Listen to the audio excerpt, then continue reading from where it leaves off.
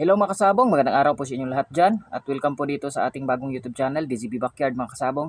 Ito mga kasabong, yung ating topic ngayon, i-share ko po sa inyo yung aking conditioning na ginagamit, yung aking 15 days conditioning na ginagamit mga kasabong, i-share ko po sa inyo mga kasabong para sa mga katropa nating sabongero dyan na mga baguhan. No?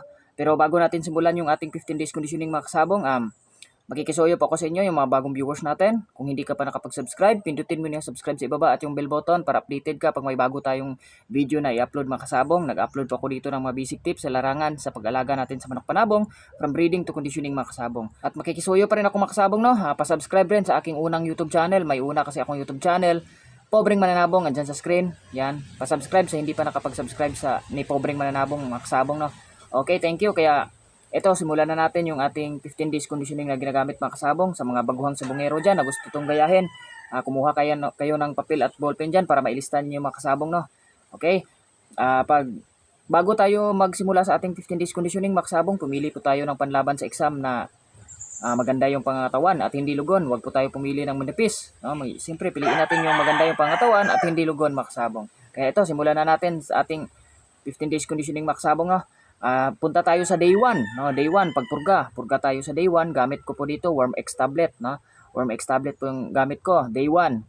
Punta tayo sa day 2. Paligo tayo with shampoo. Ang gamit ko pong shampoo, Triple X shampoo, Feather Shine shampoo. Yan po yung kadalasan kong ginagamit, no?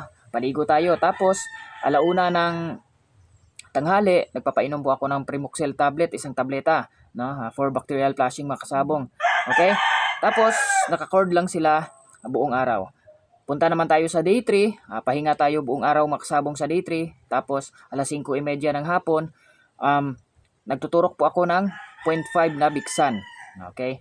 Kaya punta naman tayo sa day 4. Sa day 4 makasabong, doon na tayo nagsimulang mag-exercise. Alas 4 or alas 4:30 ba ng oras makasabong sa madaling araw. No? Pwede alas 4, pwede alas 4:30 makasabong ng madaling araw. Ang exercise po natin ginagamit ay yung mga basic lang, no? Yung pagpapakaskas, pagpapailaw, pagpapalakad, ikakahig natin, tapos isasampi. Yan po yung ginagamit natin ng mga exercise mga kasabong. Okay? At dito sa day 4 mga kasabong, wala po tayong vitamins na pinapainom. Okay mga kasabong? Punta tayo sa day 5 mga kasabong, exercise pa rin sa madaling araw, ganun pa rin mga kasabong. At alas 6 ng umaga mga kasabong, dito na ako nagpapainom ng Respigen 15 drops, no? Respigen 15 drops.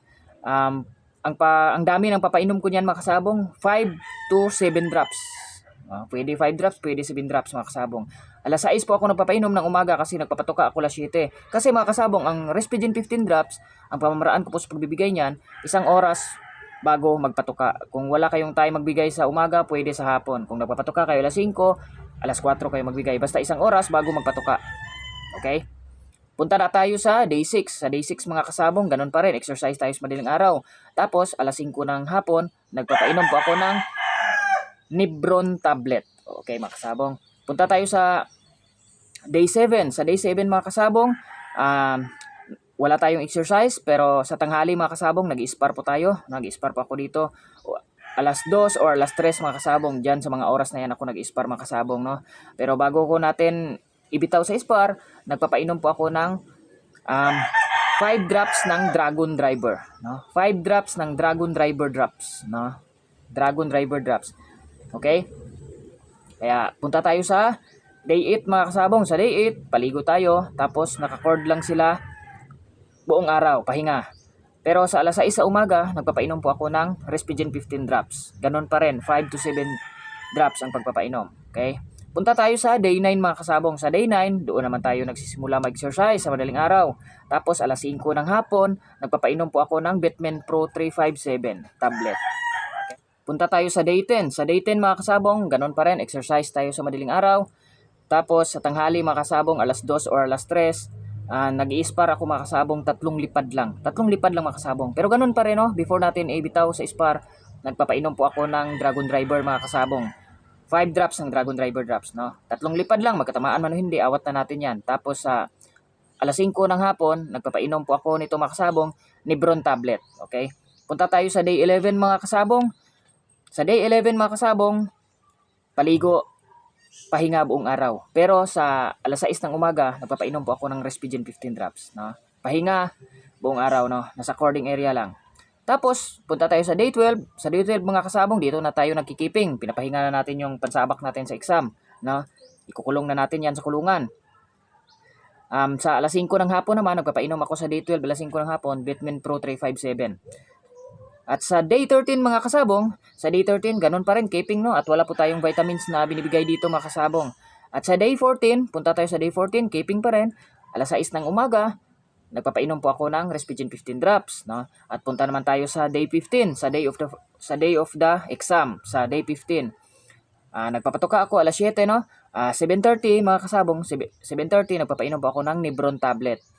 Nebron tablet mga kasabong. Tapos kung ang exam mga kasabong ay tanghali, nagpapainom ako 7:30 ng umaga Nebron tablet. Pero kung ang exam ay umaga, mga alas 9 or alas 10, hindi na po ako nagpapainom ng Nebron tablet. Kung tanghali lang yung exam, kung tanghali, nagpapainom ako 7:30 ng umaga, Nebron tablet.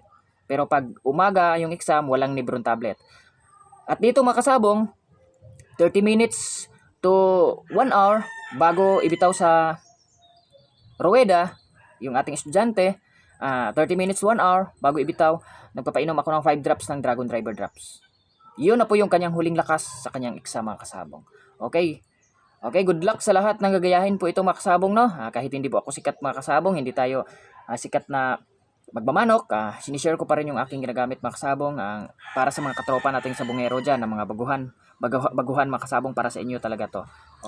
At yung conditioning feeds pala na ginagamit ko dito mga kasabong sa aking conditioning ay yung grains ko po mga kasabong ay Ready to Fight, at yung aking pellets mga kasabong ay Winning Line, no?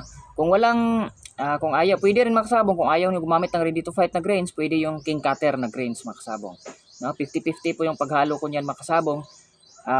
Gagawan ko lang na yan ng video para ma-upload ko mga kasabong, no? Pero basta yung ginagamit ko na conditioning feeds, Winning Line, at yung Ready to Fight. Pwede rin kung hindi kayo gumagamit ng Ready to Fight grains, pwede yung King Cutter na grains mga kasabong.